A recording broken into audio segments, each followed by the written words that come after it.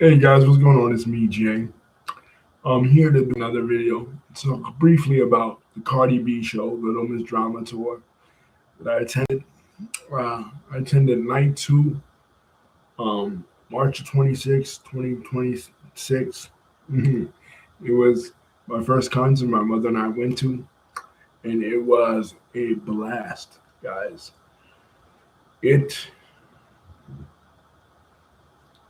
was the culmination of her tour.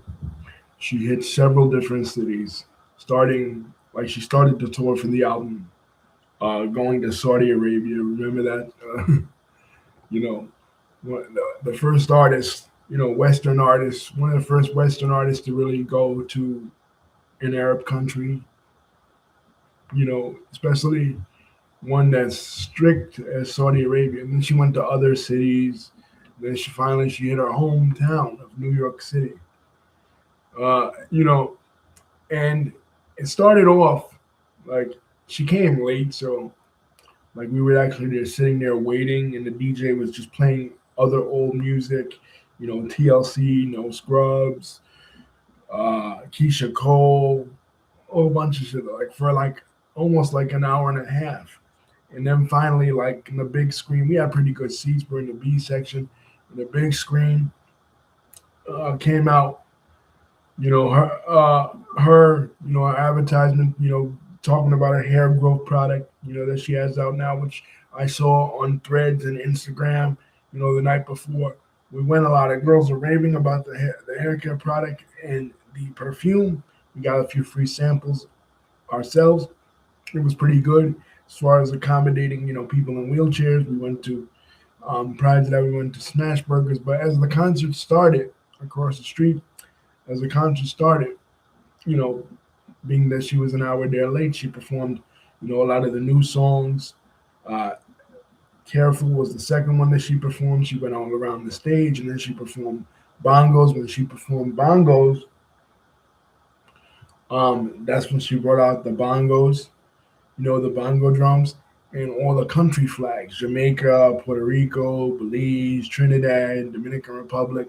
She shouted out all the boroughs and she shouted out all the countries, and the people from the Dominican Republic, you know, of course, they went wild, so much to the point where my mom uh, didn't even hear, her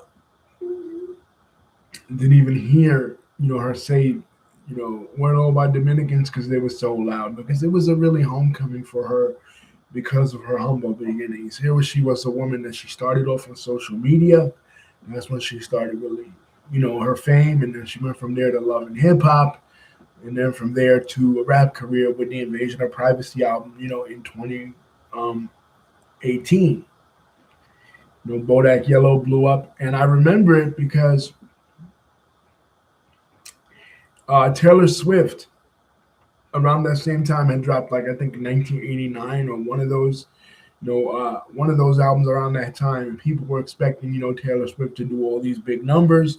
And all of a sudden this artist from the Bronx out of nowhere that started her career on social media and then a reality show just blew up and just started doing these big numbers, and all of a sudden she was everywhere after that. And it was different because for the first time ever, like, one of my first um Facebook live videos was on the anniversary of Big Pun's death, and I talked a little bit about Latino rappers and Latinos, place in hip hop, because that is an often debated topic. Is, how what is the role for Latinos, in the rap industry? Because Latinos, especially Puerto Ricans and Dominicans, being from New York, primarily their diasporas are located in New York, and New York was the birthplace of hip hop, particularly the Bronx. What is the place of Latinos in hip hop? For the longest, especially in the 80s, Latinos were part of the breakdancing crews, part of the graffiti crews, part of this and that. But they really, in the case of Charlie Chase for the Cold Crush Brothers, He was the DJ, and then like Whipper Whip, you know what I mean, like the first, and Whipper Whip and Ruby D, the first Latino men to be rappers, but they really weren't getting a lot of praise like that, or a lot of recognition.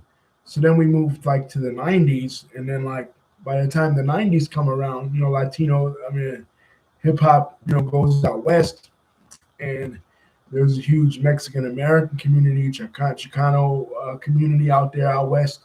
They play a huge part in the culture, and hip hop absorbs, the lowrider culture and everything from that. So you get like Kid Frost with his album in the early '90s, uh, with his song "This Is for the Raza" and Cypress Hill. But still, even in West Coast hip hop, black people still predominate because let's be real, hip hop is a black American art form, but Latinos live in close proximity in the urban environments to black people. So, they were involved as well. They contributed, not to say they created, but they contributed to the creation of hip hop. I mean, the evolution of hip hop, not the creation of the evolution of hip hop on both coasts, right? So, because they were in the communities. Mexicans were in the black community in the West Coast, Puerto Ricans and Dominicans were in the black community on the East Coast, and Cubans were in the black communities, in South Florida. So, and then you have mainstream, songs like Rico Suave and stuff. You know what I mean? Like those kind of songs like Geraldo, Rico Suave, and shit like that. Kind of trying to blend Latin music with Mellow Man Ace is another example. Trying to blend Latin music and Spanglish lyrics with rap, right? But it's not until Big Pun. Well, Fat Joe comes out first. Fat Joe comes out in 1995 with Jealous One's Envy, his first album. But he is part of DITC, is part of a crew where he is the only Latino. A lot of his music, because he was trying to move away from that commercial Geraldo type stuff into more hardcore hip hop. It's a lot of hardcore hip hop. You wouldn't even know that he's necessarily Latino if you really didn't look at him, right? And then in 1998 he comes out with Big Pun, and that's when everything changes because you have the Terror Squad, and like in the late '90s, the Terror Squad was just dominating. You had Cuban Link, you had Fat Joe. They came out with several albums from Big Pun's first album, Capital Punishment, Yeah Baby, all that. And then after that, you really didn't hear anything from Latinos in hip hop until Cardi B comes out in 2018. And for a female Latin artist, that was unprecedented because you had females had to struggle against the grain. Female rappers, they were a minority, so you have a minority within a minority, a Latina within hip hop. She's a minority ethnically, and she's a minority as far as her gender. And she had, other than her being in a relationship with Offset, she really had no connection necessarily, and that was later, to hip hop. You know what I mean? Like, so she had to struggle to get her foot in the door when it was already an established women, in hip hop. You know what I mean? Like Lil Kim and Nicki Minaj and Foxy before that in the '90s. And of course in the '80s, Roxanne Shante, uh, MC Light. Those girls in hip hop. You know what I mean? But really never a Latina. Like early on, like the real Roxanne. But again, those early Latin rappers, they didn't really make it a big deal that they were Latin because they knew that they were in, a minority within the field. So it was just cool to see her come a long way. Then she did when she did Pretty and Petty, man, everybody jumped up. You know what I mean? Like they started singing the lyrics, Meatball, you're Italian. And uh she did one thing where like she was on her knees just rocking out. You know what I'm saying? And she had actually lost her breath and they had to pass her water. And then she did the twerking contest. The twerking contest where they pick out three people, and they picked out 3 or 4 people out of the audience. We found out. Me and my mom later figured out that they were plants. They were actually plants in the crowd. You know what I mean? Uh, you know that she was using, like she had actually known them. You know what I mean? Like it wasn't a genuine contest necessarily. We think anyway, our opinion. But overall, it was a great show. Like there wasn't a dull moment. She really entertained, and she looked great. The adorable moment was when she brought the kids out, when she brought out Culture and Wave, and the security guards were taking him to the back, and he waved. So waved. So it was a great experience, and I'm glad I got to go to my first concert.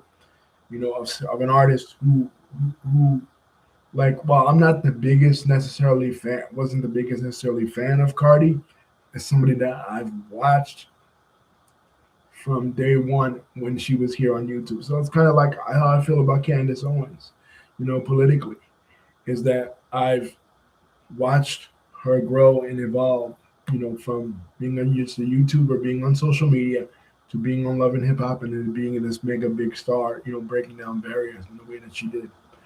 Anyway, peace. Don't forget to like, comment, and subscribe. Hit the bell button to see my next videos coming out.